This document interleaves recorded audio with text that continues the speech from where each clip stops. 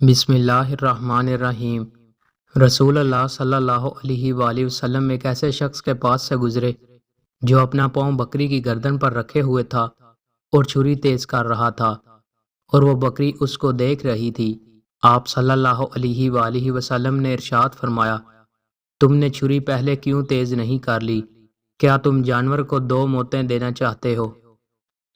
رسول اللہ صلی اللہ علیہ وآلہ وسلم نے ارشاد فرمایا، بلا شبہ بہترین کلام اللہ کی کتاب ہے، اور سب سے ہدایت یافتہ طریقہ محمد صلی اللہ علیہ وآلہ وسلم کا طریقہ زندگی ہے، اور دین میں بدترین کام وہ طریقے ہیں جو خود ایجاد کیے گئے ہوں، اور ہر بدعت گمراہی ہے۔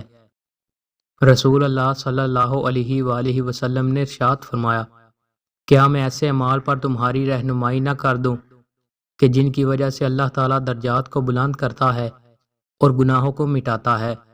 وہ اعمال یہ ہیں: ناپسند حالتوں کے باوجود وضو مکمل کرنا، مسجدوں کی طرف زیادہ چل کر جانا، اور ایک نماز کے بعد دوسری نماز کا انتظار کرنا۔ اللہ تعالیٰ کی 4 رحمتیں ہیں جو انسان سے برداشت نہیں ہوتیں: بیٹی، مہمان، بارش، بیماری۔